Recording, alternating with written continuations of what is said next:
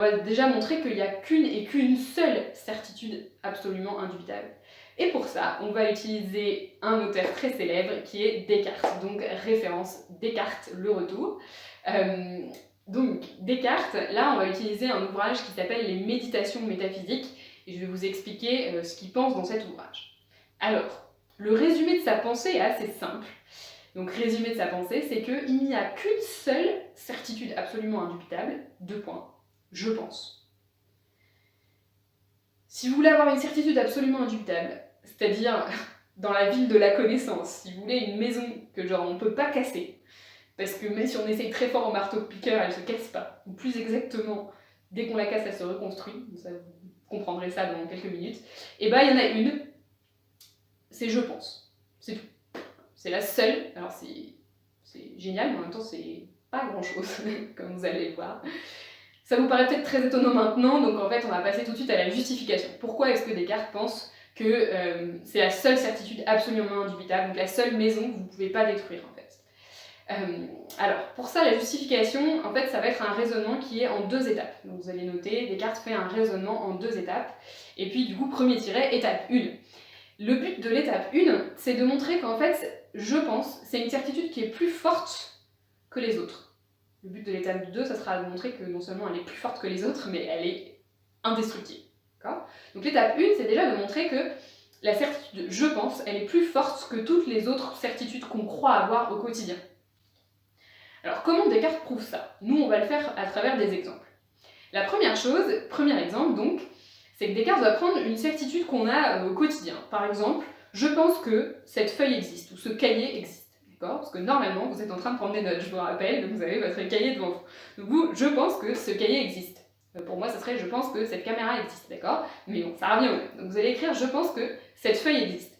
Vous allez l'écrire comme ça, je pense que cette feuille existe, vous allez mettre entre crochets. Parce que c'est le contenu de votre pensée. Ok?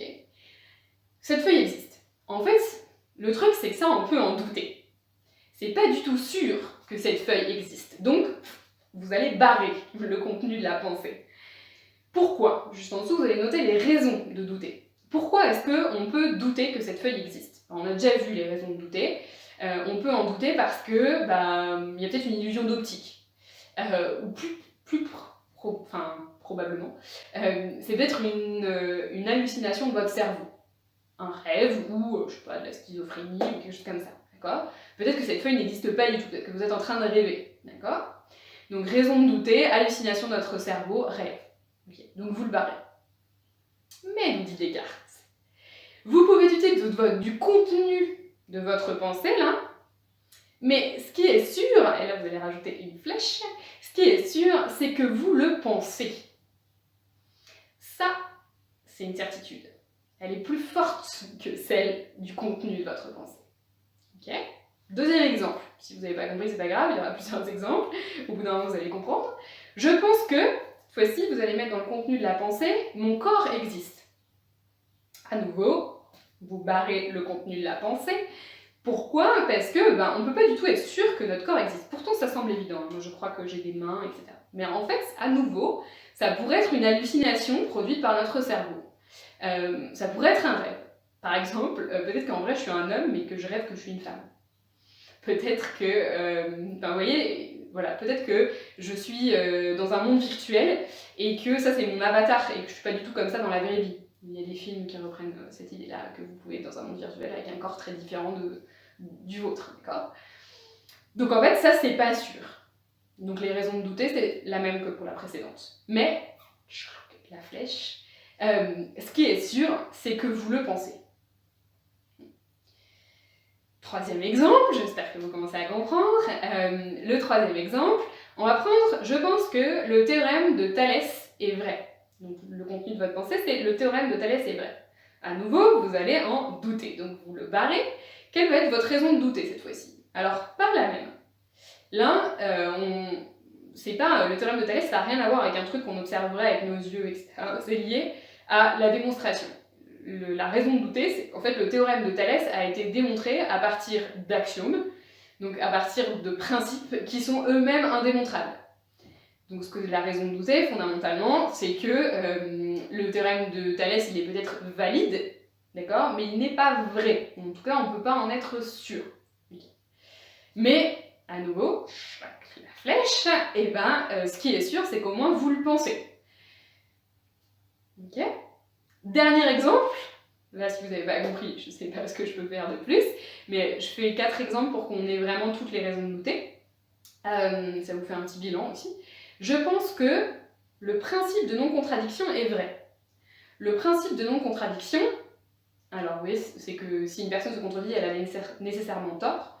Ça, c'est un axiome, hein. C'est le socle d'une des maisons. Et même en fait de toutes, hein, ça on y revient.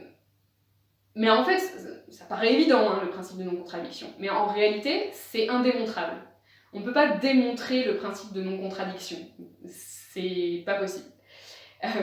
Et donc là, la raison de douter, donc on en doute, on le barre, et la raison de douter, c'est que c'est un principe lui-même indémontrable. Donc on ne peut pas en être certain. Okay. Alors, ce qui est sûr, la flèche, c'est que, en revanche, je le pense. Donc c'est quoi le bilan de cette première étape? Qu'est-ce qu'il faut écrire en dessous de ces 4 exemples? C'est qu'en fait, quel que soit le contenu de mes pensées, je peux douter du contenu, mais cela n'enlève rien au fait que je pense. On peut même généraliser et dire, même si je doute de tout, même si je pense que tout est faux, ce qui est sûr, c'est que je le pense. Même si je pense que tout est faux, ce qui est sûr, c'est que je le pense. Donc ça, c'est l'étape 1, c'est de se dire, bon bah voilà, en fait, la certitude que je pense, elle est plus forte que toutes les autres certitudes. Parce que les autres certitudes que j'ai, elles correspondent à des contenus de pensée, alors que la certitude que je pense, c'est l'acte de penser lui-même, en fait. D'accord? Est-ce que vous avez compris ça? J'espère, sinon vous n'hésitez pas à poser des questions. Ensuite, on passe à l'étape 2. Alors là, ça devient un tout petit peu plus complexe, mais je suis sûre que vous allez comprendre. Descartes a une idée très maligne, donc je rappelle oui, déjà.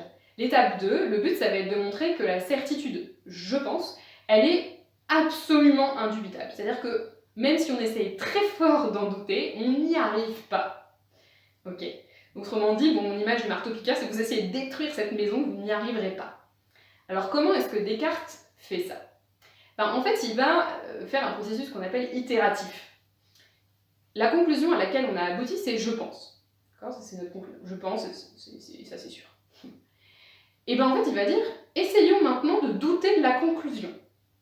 Okay. Donc, pour montrer que la certitude je pense est absolument indubitable, il va essayer d'en douter.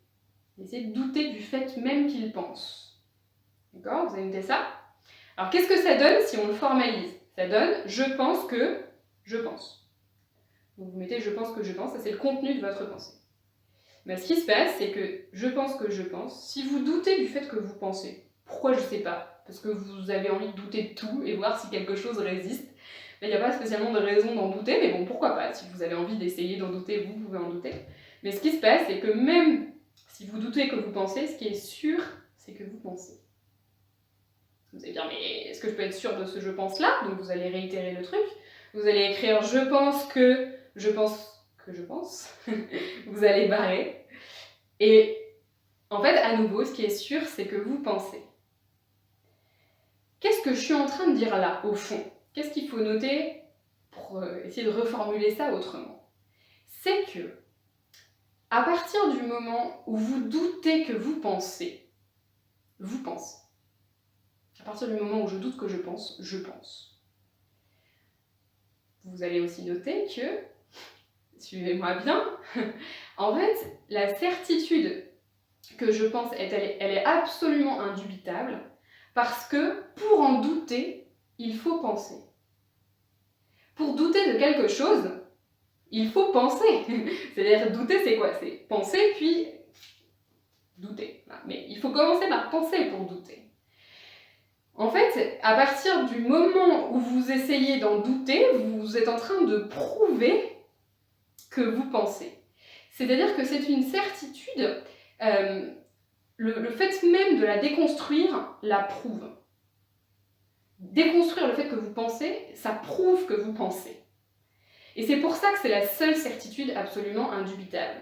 C'est-à-dire que l'acte même d'en douter, l'acte même de la détruire, la prouve. C'est pour ça que je disais tout à l'heure, c'est comme si vous pouvez la détruire au marteau-piqueur, mais en fait, elle renaît tout de suite, parce que détruire au marteau-piqueur, c'est penser. Donc, vous êtes en train de faire renaître la maison. Je ne sais pas si vous comprenez ma métaphore.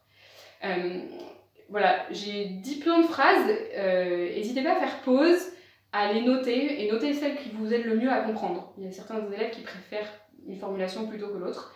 Moi, celle qui m'aide le plus, c'est de dire, en fait, c'est la seule certitude absolument indubitable, parce que, en fait, c'est la seule certitude où quand on essaye d'en douter, on la prouve par la même occasion, parce que pour douter, il faut penser. On est arrivé au bout du raisonnement. Est-ce que vous avez compris pourquoi je pense est la seule certitude absolument indubitable d'après Descartes? Si vous n'avez pas compris, surtout n'hésitez pas à poser des questions. Petite remarque importante ensuite, donc remarque, c'est que je pense, en latin ça se dit cogito. Et donc Descartes va dire la seule certitude absolument indubitable, c'est le cogito. D'accord? Ça, en fait, c'est juste une reformulation.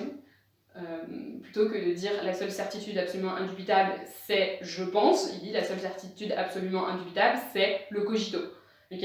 Ça, je vous dis ça pour votre culture générale parce que voilà, que vous sachiez que tout ce que je viens de vous faire là, c'est ce qu'on appelle la démonstration du cogito.